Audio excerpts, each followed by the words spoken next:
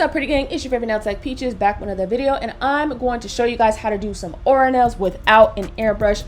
Easy and simple. You just need one item. It's going to change your life, so stick to the end so you can see the process.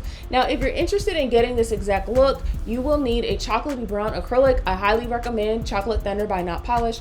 I do have a coupon code in my description if you want to save a little shmoney.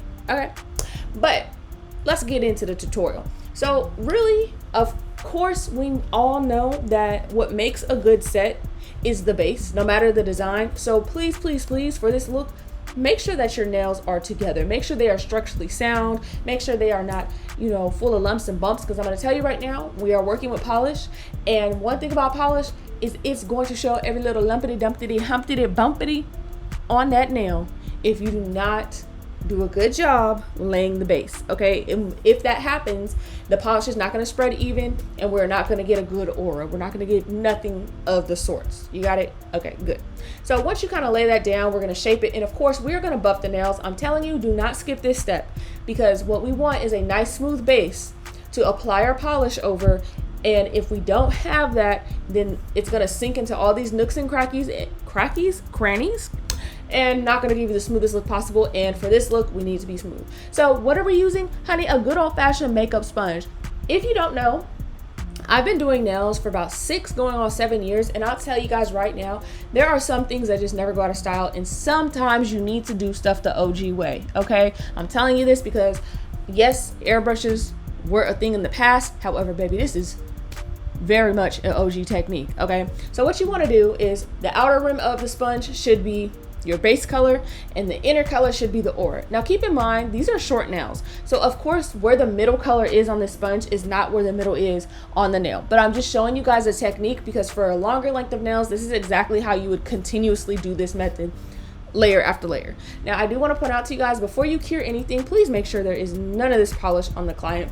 Otherwise it will look tacky and it will stick, and if they're able to peel that off, it might go to the design and they'll be able to peel that off too. Okay, so one layer like this. If you did not use colored acrylic, you will need to polish the background first, of course. All right, so what you're going to do after you do your initial layers, and obviously these are short nails, so you'll need to focus more on this step. So for shorter nails, obviously the middle is not the middle where the sponge is, so we're going to go in separately with a little corner, and we're going to pop the aura color right in the center. Now you will still have to do this a couple of layers, so that way we can make sure it's nice and smooth. But y'all, it is as easy as this. You have full control over what you need to do. You need to make sure that the layers are dried in between, at least for a couple of seconds, so they don't slide around. But it is going to feel tacky, so please be careful of getting any lint and hairs on, because if you try to remove that stuff with acetone, you're going to remove the color. Okay, because even if it's cured, it's still polished. All right, keep that in mind. So if you're wondering, well, how about if I don't do a good job in the middle, or if it's not blended?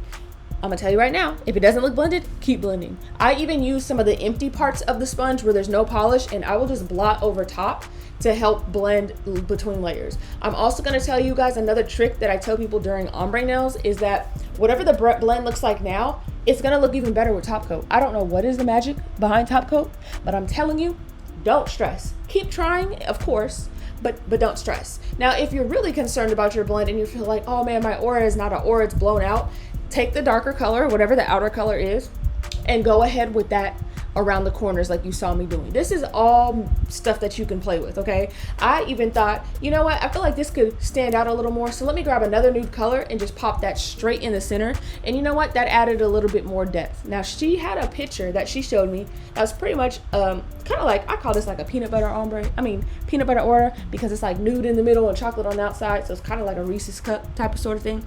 So I kind of wanted to give that depth, and she was extremely happy with the nails. But I'm doing these type of videos to show you guys that even if the economy has affected the tools that you can buy, or let's say your wallet is just a little bit less than what it used to be, you can still do all the trendy stuff. Doing nails does not require having a whole bunch of money. I'm gonna tell you guys right now, all it requires is determination and the mindset to want to get good. I thoroughly can empathize with what people are going through, especially nail techs, because even I myself have lost a whole bunch of regulars either due to life circumstances or money, and I'm still trying to trek on, and these type of things even keep my costs down, okay? Because I don't need my pockets hurting too, you feel me?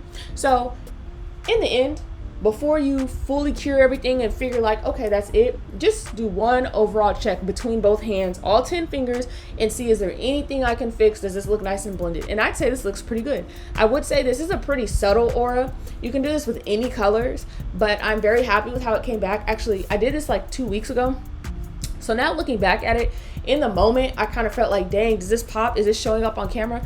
Now that I'm editing, honey, it definitely is showing up on camera. And of course, after you fully cure that last layer, then you're gonna go ahead and top coat and cure. Easy peasy. And y'all see, it looks just as good as an airbrush, and the clients are extremely happy.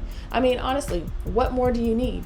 A pack of these can cost, what, a couple of dollars? And you wanna know the best part? You can reuse these sponges. So if there's a client that wants the same type of color, you got a sponge for that. If there's someone that wants to use a chrome, hey, I'm just gonna take the empty side of the sponge and use that. As long as it hasn't fallen on the floor or contaminated with client's dust and those type of things, this is a tool no different than if you were to use a nail art brush or anything like that, okay? So we're gonna oil them up, and that is it, honey. This is the final result. I hope you guys enjoyed this video. I know it was quick, but packed full of information, I hope. And as always, don't forget to comment, like, subscribe, and I will see you guys in the next video.